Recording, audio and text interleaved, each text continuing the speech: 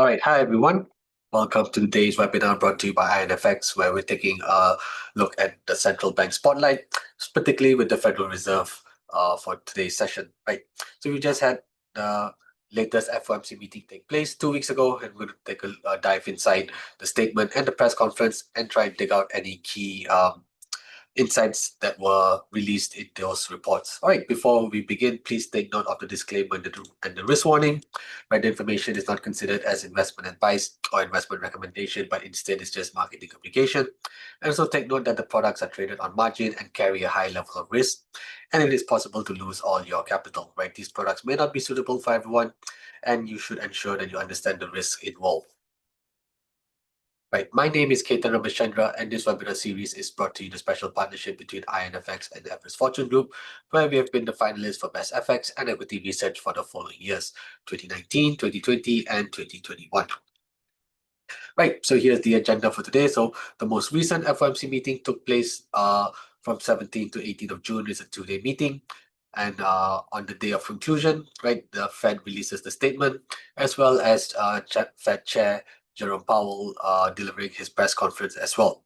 Now we're going to take a look at one of the key points from the statement as well as the press conference. And we all know that Powell continues to remain under significant pressure from President Trump to cut interest rates. Right, so we'll take a look at what is possible in Trump's hand, right? How could he possibly influence the Fed's decision-making process? We'll take a look at that, and then we'll also take a look at how inflation has evolved since the beginning of the year as well. Now, what are the key takeaways from the statement, right? As widely expected, the Board of Governors voted unanimously to maintain the federal funds rates in the target range of 4.25 to 4.5%, right? This was in line with market expectations, as well as marking the fourth consecutive meeting this year where rates were kept on hold. Now, at the end of last year, right, beginning from September and in November and December, the Fed moved ahead with 3 rate cuts, right? Especially in September with a large jumbo cut of 50 basis points in September, and then following up with a 25 basis point reduction in November and December again. Now, this was all because at that point in time, right, we saw inflation trend closer to the Fed's target of 2%. The Fed has an annual target of 2% for CPI, right, and PCE in price indices. And at the same time, we also saw a relatively weak labor market as well, right, or rather softer labor market, right, in terms of ADP employment growth, as well as non-farm payrolls as well, both of which were coming in softer, and that paved the way. Softer labor market data combined with inflation trending lower, moderating lower, and falling towards the Fed's target of 2%, paved the way for them to move ahead with 3 rate cuts at the end of last year. However, as we rolled into 2025, right, inflation started to accelerate, right, particularly headline CPI accelerated in the last quarter of 2024 all the way till January of this year, right? So hence the Fed had combined with alongside stronger labor market data and re-acceleration inflation that had caused the Fed to change course and maintain rates at current levels in 2025. Right, so following 3 rate cuts at the end of 2024, the Fed has now made 4 consecutive pauses in 2025. Right now, global trade policy uncertainties have also rocked financial markets, right, as we saw in early April till early May, right, as on 2nd of April, which was labeled as Liberation Day by the White House. That's where they announced a barrage of tariffs against the major trading partners of the US, and that had injected higher volatility into financial markets, and it had caused all sorts of problems. Not only did we see stock markets fall into bear market territory, we also saw US Treasury bonds being sold off strongly, and at the same time, we also saw trade and supply chains being impacted as well. So this has also affected incoming data, right, over the last few months, right? So swings in net exports have affected the data, and the Fed has noted that recent indicators suggest that economic activity has continued to expand at a solid pace, right? So despite all the turmoil caused by trade tariffs, implementation, and rollbacks, and so on and so forth, as of now, right, recent indicators still suggest that economic activity has continued to expand at a solid pace, while the unemployment rate remains low in recent months and labor market conditions also remain solid. Now, the uncertainty surrounding the economic outlook has diminished, but it remains elevated, right? This is, of course, primarily driven by trade policy concerns and geopolitical risks, right? Remember, the trade policy concerns are due to the ongoing negotiations, right?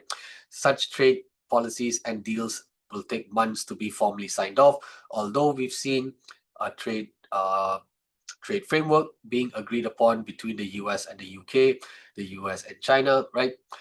There's also a lot of details that need to be ironed out, and all these events actually take time. And although we are in the 90-day suspension period, right, which is effectively going to end on 9th of July, right, there's still a lot of uncertainty regarding the economic outlook, and that has a huge impact on how the Fed is going to move ahead uh, with its decision-making process.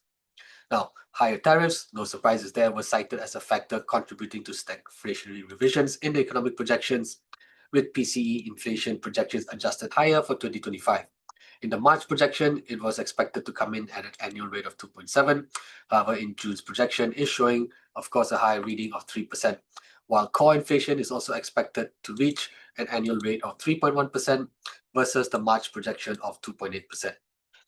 Now, in addition, the committee will continue reducing its holdings of Treasury securities, agency debt, and agency mortgage-backed securities. Basically, this action by the Fed is known as quantitative tightening, or QT, which is the opposite of quantitative easing. Now, when the Fed embarked on quantitative easing, it is to provide liquidity into the financial markets, and by reducing its holding of U.S. Treasury securities and the others here, right? They are in fact doing the opposite, and they're slowly removing liquidity from the market, right?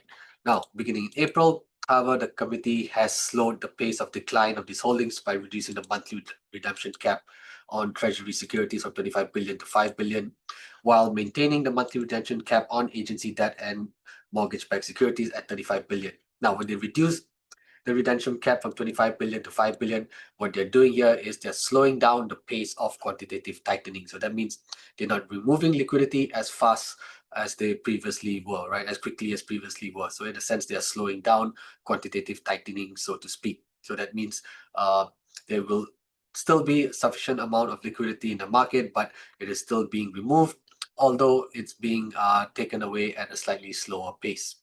Now, the next meeting is going to take place on 29th to 30th of July, which is in about 3 weeks, 3.5 weeks from now.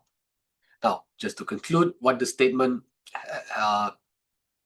right? So basically, it reaffirms the Fed's steady hand approach by holding rates at 4.25 to 4.5%, while highlighting solid economic growth, a stable labor market, and slightly elevated inflation. However, it signaled growing unease about tariff-driven stagflation risk, with stronger language on increased uncertainty and dual risk to inflation and unemployment. Now, this represents a significant shift toward a more guarded and risk-aware stance, reflecting the Fed's response to evolving trade policy challenges.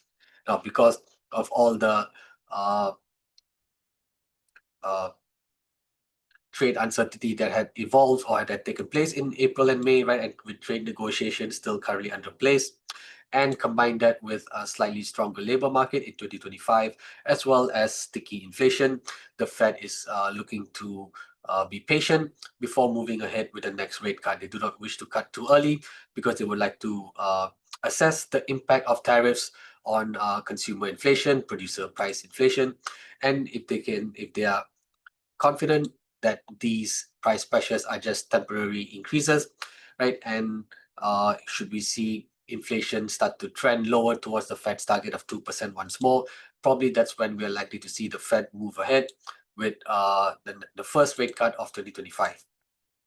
Right, so the meeting concluded with a cautiously neutral stance, right, balancing upgraded inflation forecasts, right, due to the tariff-driven impacts against growth headwinds while prioritizing data-dependent flexibility.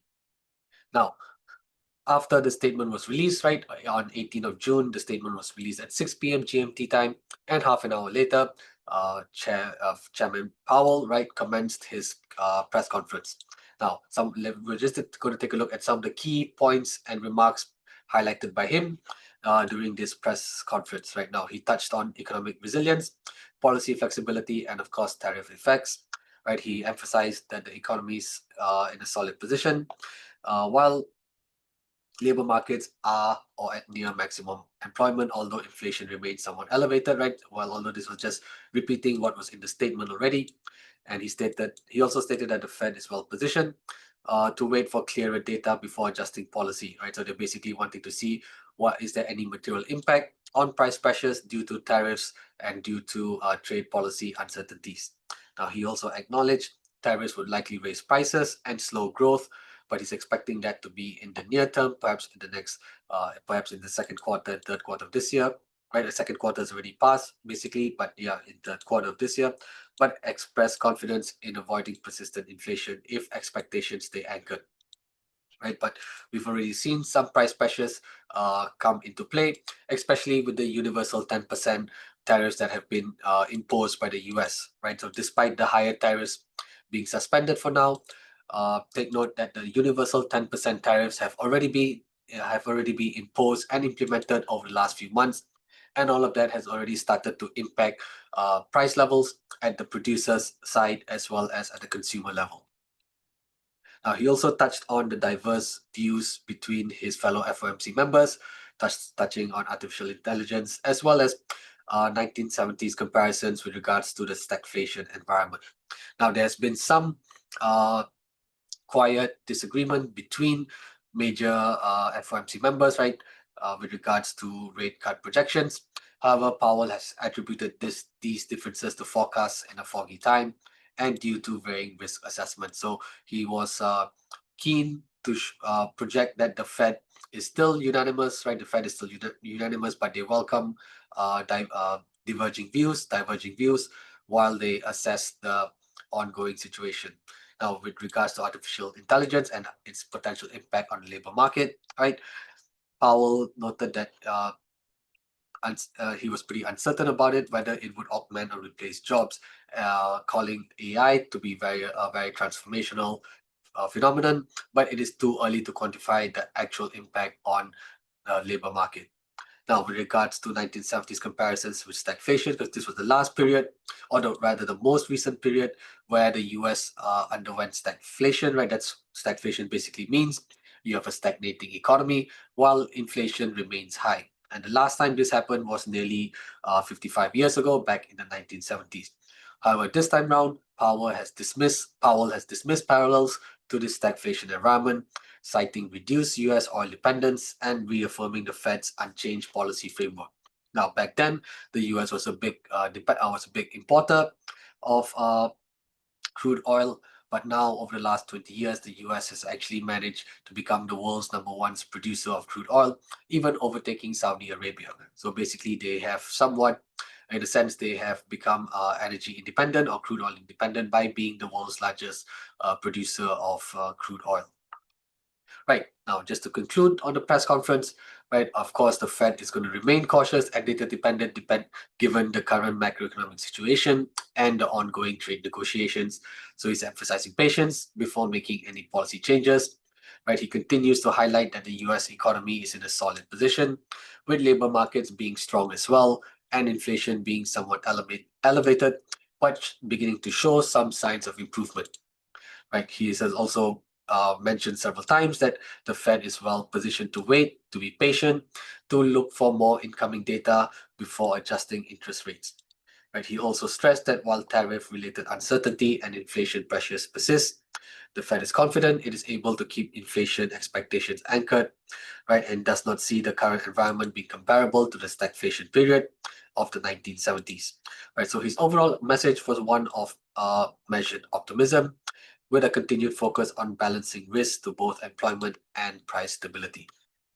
Right, so we can see here, after raising rates aggressively beginning in March of 2022, it was as low as 0.25%, right? The Fed funds rate was as low as 0.25 to 0.5% in early 2022, and they raised it up to as high as 5.25 to 5% by the middle of 2023. And at the end of last year, the Fed moved ahead with 3 rate cuts beginning in September, November, and December, with September being a jumbo rate cut of 50 basis points. And currently, the Fed funds rate sits at 4.25 to 4.5%. Right, so once again, the statement was released on Wednesday, 18th of June, 6 p.m. GMT, while the press conference commenced half an hour later at 6:30 p.m. Now, what was the immediate reaction in the dollar? Right, so let's take a look at the 15-minute chart for the dollar index, and we can see here on 18th of June, 1800 hours or 6 p.m. GMT. This is the vertical marker for that candle here, and we can see that the dollar index was trading around 98.75 prior to the release of the statement. And as soon as it dropped, as soon as the statement was released, the dollar index dropped underneath 98.50 before stabilizing around 98.60 before resuming to climb higher. So you can see the initial reaction was for the dollar index to fall despite the Fed holding rates.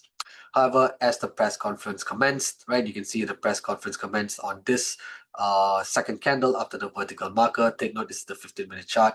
So as his press conference commenced, and over the next half an hour or next 45 minutes or so, you can see that uh, uh, demand for the dollar started to pick up quite noticeably, sending the dollar index as high as 99.10 by the end of the week. Right, and here on the dollar on the 1 hour time frame as well, we can see despite a pause by the Federal Reserve, right, we can actually see that the contents of the statement, the outcome of the press conference had caused the dollar as had functioned to be function as one of the catalysts to continue to push the dollar index a little bit higher over this period. Now, how will President Trump influence the Fed's decision-making process? Right, will he attempt to try to do that? Right, so we can possibly expect some interference or some influence by Trump. Right, we've seen that in recent weeks as well. Trump, of course, has been very vocal, not only against the Federal Reserve and Powell, but also against many of his other opponents as well. So we can see here, while the Fed operates as an independent institution, right, Trump could potentially influence its decision-making process through indirect mechanisms. Right, now, these can include public pressure. Right, Trump is no stranger to vocally announcing or making statements about Powell in news conferences, news interviews, as well as on his social media platform, right? He can also try to change appointments to the Federal Reserve Board and try and shape policy actions that would, or try to implement policy actions that could shape the economic environment. However, right, the Fed's institutional design and legal framework limit direct presidential control, which is probably a very good thing given the current circumstances. Now, how could Trump possibly try to influence the Fed? Right. First of all, and the easiest for him would be through public pressure and rhetoric. Right. This is something that he has done very clearly over the last few weeks, and he has always done this. Um, not only during his second term, which is now in 2025, but he also did it during his first term as well. Right. So Trump has a history of publicly criticizing the Federal Reserve as well as other government agencies, right, particularly during his first term, where he frequently called for lower interest rates to stimulate economic growth, or something very similar to what we are seeing now as well.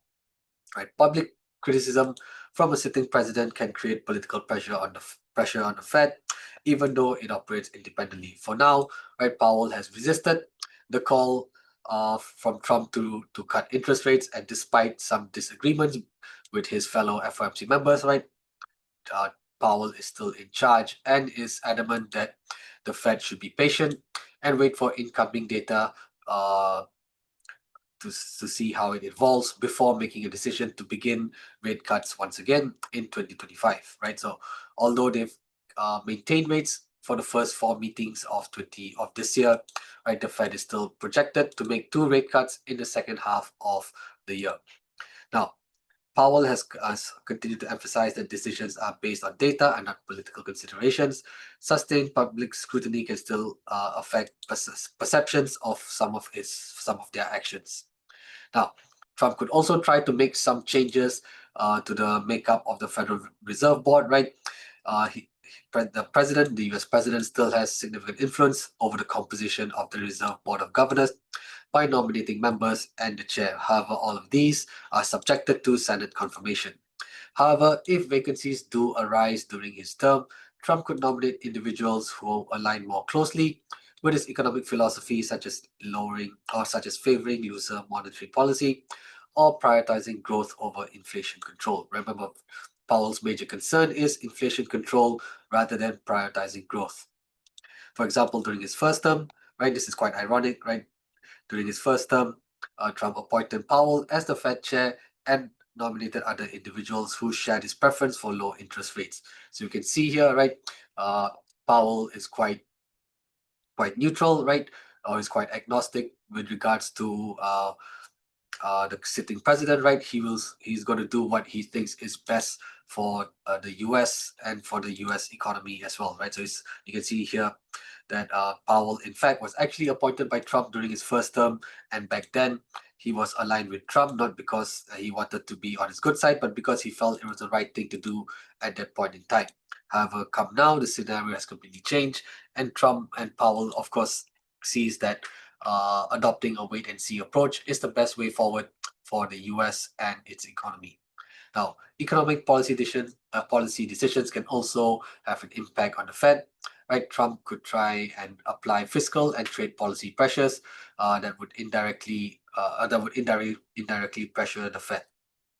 Right, by shaping these external factors, Trump's policies could influence how the Fed approaches its dual mandate, right? But for now, this is quite likely to have a minimal impact on their decision-making process. Now, legislative proposals or structural changes are another avenue for Trump, but this is very unlikely given that Trump would need to work with Congress to propose any changes to the Federal Reserve Act or its mandate. And doing this also could cause him, not only him, but his entire administration to face significant legal and institutional resistance, right? And this would also look very bad on him from the perspective of the public, right? The American citizens would definitely not take too kindly to this approach, right? If he were to try and make any changes to the Federal Reserve Act or its mandate. So now what does it mean for the Fed moving forward, right? Some good news. Basically, right, we've had some trade deal frameworks being announced between the US and the UK. This was back in middle of May. We also had a trade deal framework being announced between the US and China as well. But remember, trade deals such as this take months to be formalized as there's so many details that need to be ironed out specifically. And although these trade deal frameworks are a sign of moving in the right direction, it will still take months before any official trade deals are signed off. So that still means that global trade negotiations are threading a fine line. And although we are currently in a 90-day suspension period of higher tariffs being imposed, this 90-day suspension actually comes to an end next week, 9th of July. Right. Of course, with negotiations currently underway, and many talks have been hailed as being constructive, we are likely to see this current 90-day extension being extended, and it's very likely it would result in another 90-day suspension for the higher tariffs. But remember, the universal 10% tariffs have already been implemented. They are already in place, and they are in effect, and that has caused prices to increase in certain sectors over the last few months as well. Now, looking at CPI, right, we can see here headline CPI, which is a chart on the left, and core CPI, which is a chart on the right. Right, we can see a headline CPI actually accelerating from an annual rate of 2.4% in September of last year to as high as 3% in January this year. So we've seen initially we saw inflation moderating significantly lower in the first half of 2024, and this period here where inflation was falling or moving in the right direction, while the US labor market was pretty soft. That had paved the way for the Fed to make 3 rate cuts at the end of last year. However, as they were making the rate cuts, inflation started to accelerate. We also saw the labor market rebound strongly, and then that had caused the Fed to pause in 2025. However, as the first half concluded, we saw inflation start to moderate lower once again falling from the annual rate of 3% in January to as low as 2.3% in April. While core CPI also fell noticeably as well. It was as high as 3.3% in January of this year before falling down to 2.8% in March, April, and May. However, of course, with the universal 10% tariffs being implemented, we are starting to see price pressures increase, and of course we're seeing higher energy prices as well, right? If you've seen over the last few weeks, crude oil prices have rallied very strongly, right? And that is going to have an impact on consumer prices, particularly headline CPI, because energy prices are also included in this index, whereas the core CPI it strips out energy and food prices, so hence we're not going to see that sharp increase in price pressures for core CPI, but we would see that in headline CPI. So very likely, even for June, we are likely to see headline CPI accelerate once more due to higher energy prices and due to the impact of the universal 10% tariffs as well. The PCE price index, which is the Personal Consumption Expenditures Index. This is the Federal Reserve's preferred gauge of inflation, and it shows a similar story as well, right? We saw inflation readings moderate significantly lowered all the way down to 2.2% in April. However, we're starting to see an uptick in May, and this is likely to go higher in June.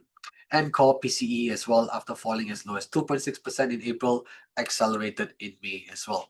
Right, so we can see inflationary pressures are starting to increase due to higher energy prices and also due to the impact of the 10% universal tariffs.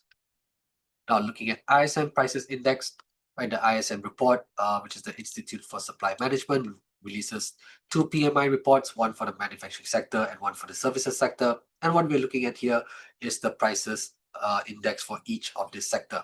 So you can see here for 2023 and 2024, price pressures for the manufacturing sector was relatively stable, right, hovering around the 50% mark. Even for services, it was somewhat stable as well, around 60%. However, we're seeing a very sharp increase for raw materials here, rising up to 69.4%, while services activity prices for services activities have also increased to 68.7%. Right, so all of this naturally is price pressures being faced by the producers, whether you're a manufacturer or a service provider. These are additional costs being borne by them, which eventually get passed on to the consumer. Right, producers and business owners, right, will try to absorb higher costs as much as they can, but eventually, right, all these higher prices will be flowed back to the consumer. So hence, we're likely to see consumer inflation start to pick up, CPI start to pick up in the next couple of months. On this chart here, it shows us the relationship, or it shows us the history of ISM Prices Index, the average of the ISM Prices Index, and headline CPI, right? So ISM Prices is in red, CPI is in blue. This goes back to 2003.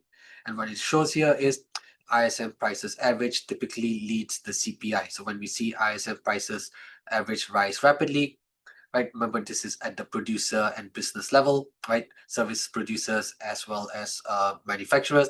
When their price pressures increase, eventually they are going to pass on this higher cost to the consumers, and later on, you can see about 2 to 3 months later or 3 to 4 months later, consumers price index start to accelerate as well. So once we see ISM prices average accelerate first, it is very likely we are also going to see CPI move up higher as well. Remember, ISM prices has a lead time of 2 to 3 months, and this is very clearly observed in 2022, right? 2022 onwards, we see ISM prices average rising very sharply, and 3 to 4 months later, CPI also starts to follow suit. However, you can see ISM prices start to peak earlier and then start to decelerate earlier as well. And then 2 to 3 months later, we then see CPI start to decelerate as well. And then they were both sort of heading in the right direction. However, now we are starting to see ISM prices accelerate very strongly once more, right? So basically, service providers, manufacturers are facing higher cost pressures, and eventually these cost pressures could be passed on to the consumers. So that means maybe over the next 1 to 2 months, right, or 2 to 3 months, sorry, we are likely to see consumer price indices start to accelerate as well, right? We're already starting to see PCE, headline PCE accelerate in May, core PCE accelerate as well. We're seeing headline CPI accelerate in May while core CPI remains stable, right? But all this could change as incoming data, as new incoming data arrives, and we're likely to see consumer price index start to accelerate at least for the next couple of months as well, and that would ultimately raise concerns for the Fed, right? And they are likely to maintain rates at the next meeting as well. So July's meeting is on 29th of, and is at the end of July, right? 28th, 29th, if I'm not mistaken. What is the date?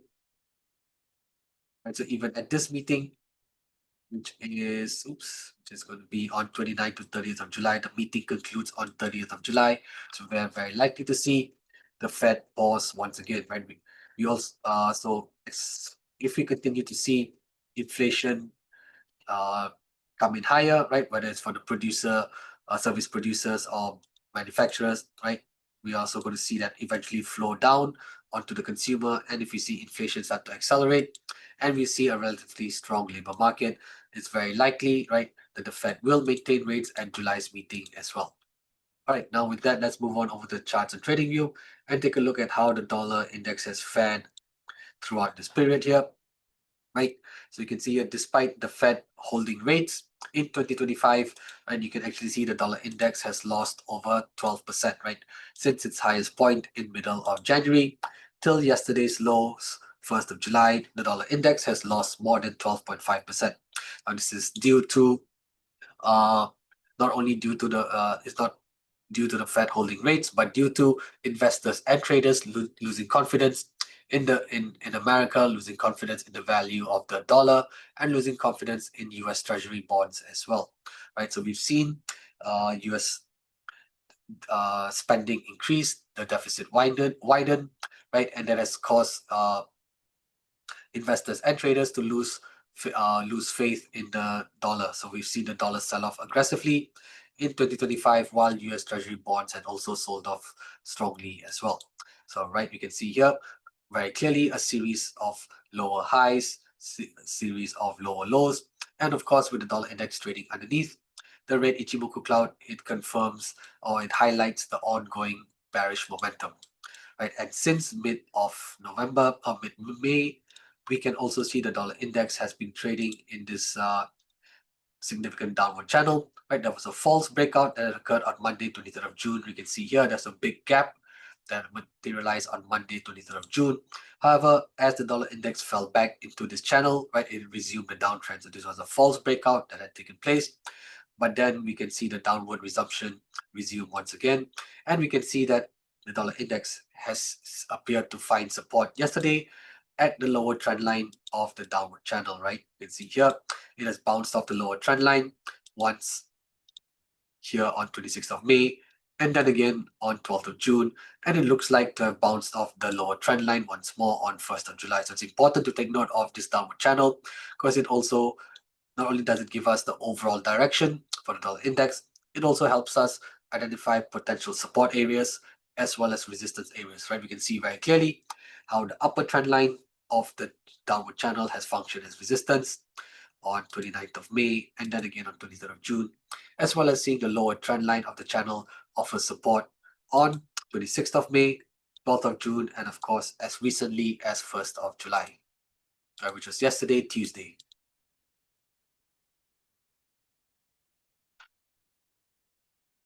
Now that we've identified the downward channel, we can also try to identify some support and resistances, right? As the dollar index looks to be retracing higher today, right? Let's start off with the resistance. You can see here, right? This level here previously functioned as a significant swing low back in 22nd of April, and it was pretty much where the dollar index once again stabilized in middle of June. So very clearly, before Tuesday, 24th of June, this level at 97.92 was a very significant multi-swing low support, which finally gave way on Wednesday. As it gave way, right, price fell below this support level. this support level now has the potential to function as a resistance barrier. So this is how the first major resistance for the dollar index is identified. This is a pullback level that sits at 97.92. Now the intersection of the pullback resistance and the upper trend line of the downward channel is also another area to watch out for, right? Because we could see once again the dollar index stalling around this area here.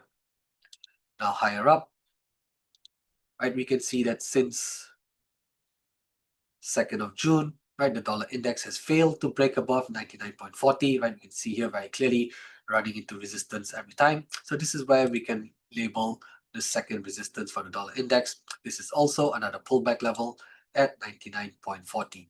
Now, with the dollar index climbing higher today, we can now run a Fibonacci retracement as well on this downtrend, right?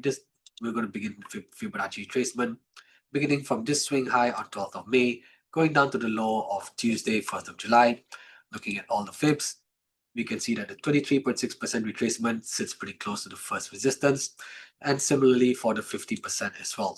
So we can use both of these retracements to add as additional factors in highlighting these resistance zones over here. Right, so second resistance and first resistances are both accompanied by their respective Fibonacci retracements. Right, so we can see here we have three factors identifying a strong, potentially strong resistance area. We've got, of course, the upper trend line of the downward channel. We've got the pullback resistance at 97.92, and we also have the Fibonacci retracement at 23.6%. Three factors here pointing to a significant, a potentially strong barrier. And should we see the dollar index stall around this level, right? Should it reach up to this level and stall here, we may get a better opportunity to go short on this instrument once again. You can see here as the dollar index returned into the channel on Monday 23rd of June. Since Monday 23rd, we can see the dollar index has dropped more than had dropped nearly 2.7%, right? Losing almost 260 pips in the process. So you can see here, once we are able to identify the overall trend, we are able to identify a significant channel, right? We are able to take advantage of all of that and try and capitalize on the downward momentum. So as price returned, as the dollar index returned into the downward channel, right, it was quite likely going to resume the trajectory lower, and that's where we would have entered the short position. And as the dollar index approached the lower trend line of the channel, right, this is where you can identify another your potential exit point as well, right? So the take profit target would have been identified close to the lower trend line of the channel here. That means we would have exited the trade perhaps yesterday as well, right? So it's important to take note of the overall trend, the overall direction, and so as to take advantage of that and try and capitalize and maximize the trade as well. So you can see here, of course, now it may not be the best time to put out a new short for the dollar index. Perhaps wait for another retracement to the upside. But in the meantime, right, there may be an opportunity to try and play the rebound as well, right? You can try to play the rebound as well, right? Because we've seen a pretty strong green candle for today. And remember, we've seen counter trend rallies along the way, right? You can see here from mid-June till 23rd of June, the dollar index had rallied more than 1.8%, climbing 180 pips in this period. And similarly, from this counter trend rally on 26th of May, dollar index also bounced 1.8%, also rallying more than 180 pips. So you can see here the counter trend rallies tend to be pretty strong as well. So we've got a pretty good chance to try and capitalize on this rebound, on this current rebound as well. Now that we've identified the resistances on the dollar index here on the daily time frame, let's identify the supports. For that, we're going to have to zoom out and go back to where the dollar index was trading back in 2021, 2022, right? But before that, I would just want to highlight the current lowest point, and let's go back to and let's look at the chart for the dollar index back in 2022. You can see here, right, the last time the dollar index was trading around 96.40, was back in February of 2022, nearly 3 years ago. Right, so now with the dollar index trading around this level here, I can identify the first major support. It looks to be at this level here, right? Why is that? We see a nice swing low being formed at around 94.80 on 14 of Jan 2022. So very clearly a strong support zone here. And to identify the next support zone, I would probably say, right, this actually looks like a very nice overlap, right? If you actually look at it, right, this actually looks like a very nice overlap level that begins from September 2020, right? So you have resistance in September 2020, and then you have support here in January of 2022. So very clearly a very strong overlap, which we can use in the identification of the first major support for the dollar index. Now slightly below, right, I can spot another nice overlap at 93.30. We can see resistance here in March 2021, resistance again in August 2021, a little bit of consolidation here in September 2021, and then support on October 2021. So pretty significant overlap that we can use in the identification of the second support. Right, now let's come back to where the dollar index is trading. Right, and you can see here, although these levels are sitting pretty far from where price is currently trading, but these are significant levels that we should be aware of. But I believe in between, we should be able to identify some intermediate support areas as well. And we can do that by trying to use a Fibonacci projection. Now, within this downward channel, right, I'm able to spot a nice zigzag pattern for the dollar index, right? We can see here beginning from 29th of May, going down to 13th of June, and then retracing to 23rd of June, a nice zigzag pattern has been formed.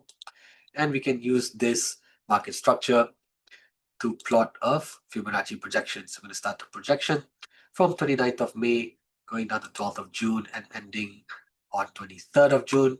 Right, key projection levels sit at 61, 78, and 100%. We can already see 61, 78% projections being taken out. And where we do see the dollar index stabilizing is at the lower trend line of the downward channel and the Fibonacci projection at 100%. Right, so not only was the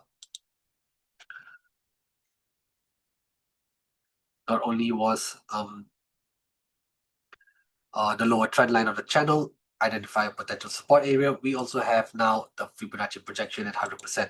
Now, of course, with the dollar index reversing today, right, perhaps, right, maybe by tomorrow, right, we may be able to identify a much more closer support area, and that would be 96.51, right? If we can see the dollar index continue to climb higher tomorrow, then essentially what we would have here is a nice swing low and a counter trend rally. So that means we can identify this area here as the first major support, right? But for now, it's a little bit too early to call whether to call 96.50 as the first support. However, if we do see dollar index climbing higher over the next 24 hours, right, this gives us a higher conviction to identify 96.50 as the first major support. Why is that the case?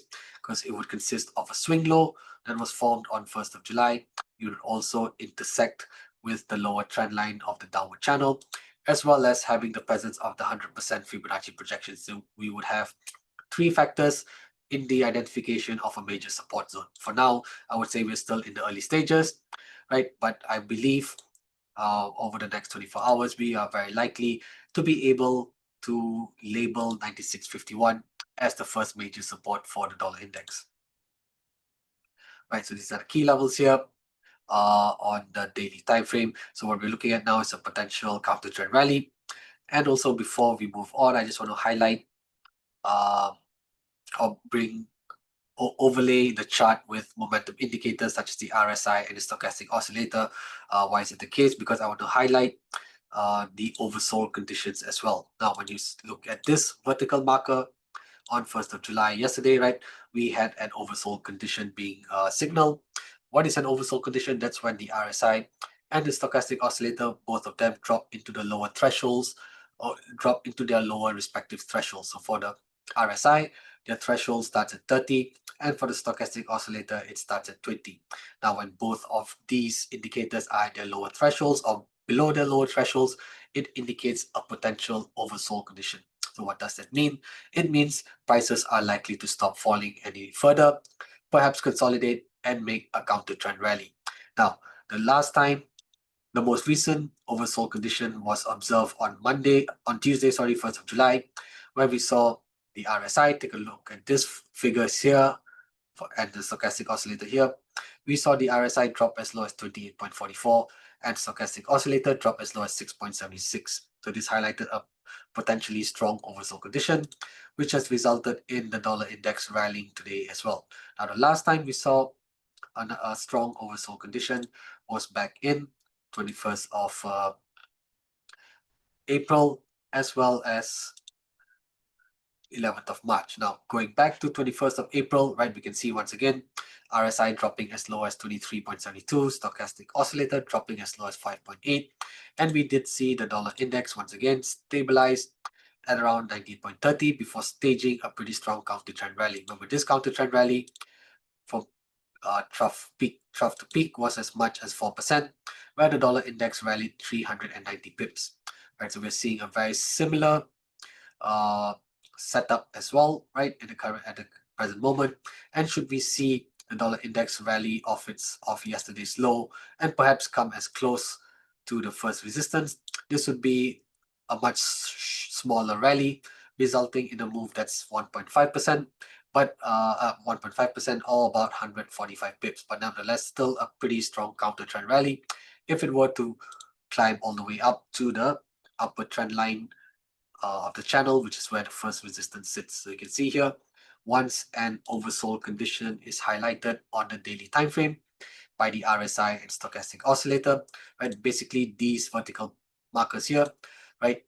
This is the worst place to put on any aggressive shorts, right? Price can probably drop lower for another 12, 24 hours, but this is actually the worst place to put on any new aggressive shorts. You can actually see the dollar index actually stabilizing before making a pretty strong counter trend rally. Even here on 11th of March, RSI dropping as low as 25, stochastic oscillator dropping as low as 7, right? It's another clear oversold condition. And we did see the dollar index stabilize at 103.25 on 11th of March. And again on 19th of March, I saw a period of 1 week stabilizing around this level before staging a minor counter trend rally. Of course, this was a pretty small counter trend rally.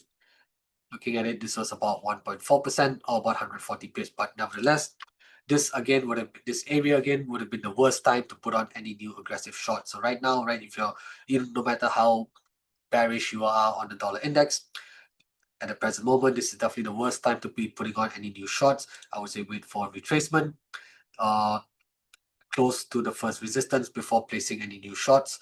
But at the same time, we may have a nice counter trend rally that we can take advantage of as well, right? Remember, these counter trend rallies sometimes can be large, can be as large as 4%, as what we saw between 22nd of April and 12th of May, or it can be as small as 1.5% between 12th of June and 23rd of June as well. But the most important thing is to take away is that once we do spot an oversold condition on a daily time frame by the RSI and stochastic oscillator, it is simply the worst place to remain short or to put on any new aggressive short positions. We should actually be looking to close out our short positions here, or at least try to trail your stop losses much more closely and then wait for a better opportunity to go short on dollar index once again, right? As long as this market structure and this channel is respected, right? Maybe by next week, if we do see the dollar index reverse off this resistance zone here and start to fall back down the channel, there's probably a better opportunity to go short on the dollar index once more. However, for now, it does look like we could have a nice counter trend rally materialize over the next couple of days. All right, so okay, that's all I've got for today, right? I'm just going to launch a poll as well. Truly appreciate it if you guys can give your feedback with regards to today's webinar. And of course, should you have any questions, I'll be more than happy to answer your queries before we wrap things up.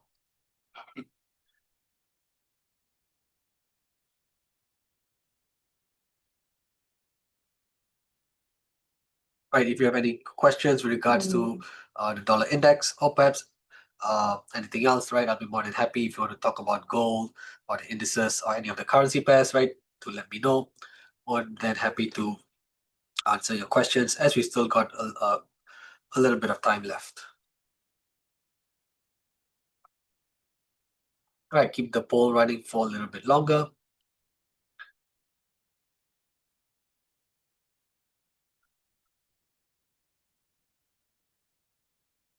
All right, great. I think there's most of you have voted. All right, and if this, all right, okay, there's a question, right? Can we look at gold? All right, cool. Let's quickly take a look at that.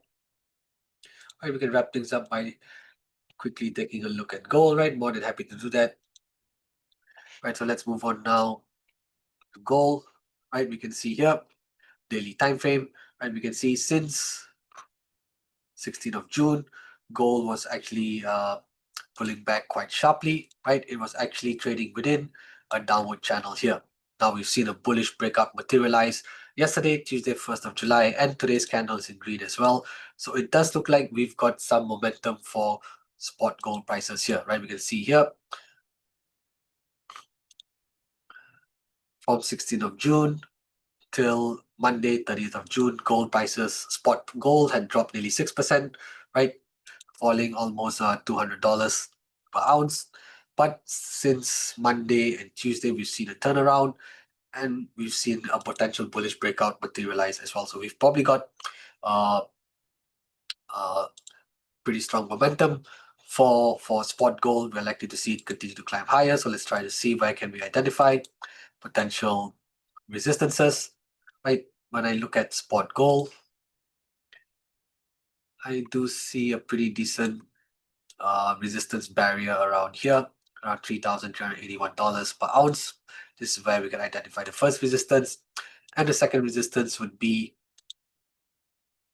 this swing high here, right? At around $3,443 per ounce. So very clearly, swing high resistance here, second resistance, and a pretty decent, somewhat of an overlap or pullback level at 3,381. Now let's move on down to the 4-hour time frame and take a look. Right, we can see the downward channel being respected quite nicely between 15th of June and 29th of June. However, yesterday, Tuesday, 1st of July, we saw a nice bullish breakout materialize. Prices still seem to be supported and look to be climbing higher. Now, I would also keep an eye out at this level here. Right, there is a pretty decent, I would say, some sort of almost like a nice overlap level at around 3,348. Right, if we already saw spot gold running the resistance here yesterday, but if this level gets taken out, I think we've got a pretty good case for gold to continue to climb higher, perhaps as high as the first resistance. So take note, if we can see gold prices break through $3,348 per ounce today, right, we're quite likely to see rally all the way up towards 3,381. Now on this downtrend here, we can also run a Fibonacci retracement beginning from this swing high on 15th of June, ending with the swing low here on Sunday, early Sunday, 29th of June. Looking at all the fibs, we can see gold has already climbed above the retracements at 23.6% and 38.2%. It stalled at the overlap at 3,348, which is accompanied by a Fibonacci retracement at 50%. And we can also see that the first resistance is also accompanied by a Fibonacci retracement at 61.8%. Right, so we can keep 50 and 60 in the analysis for now. And of course, right, if we do see gold prices break through this level here, right, we're likely to see its upward further upside action. And because this is a nice, almost like a nice overlap at 3,381, that's also accompanied by Fibonacci retracement 61.8%. This would be a good area to identify a take profit target, right? So anyone who's long on gold, perhaps someone who's played the bullish breakout since yesterday and is still long on gold, I would be looking to see gold smash through 3,348. And if that were to happen, I would identify my take profit target within this zone here, which is around $3,375 per ounce, right? So somewhere around here would be a good take profit target to identify should we see the upward momentum continue. All right, okay, so that's all I've got for today, right? Thanks everyone. Uh, Thanks for tuning in to today's session brought to you by IronFX. And of course, do look out for tomorrow's webinar as well. All right, thanks everyone. Take care, and I wish you all the best in your trading journey.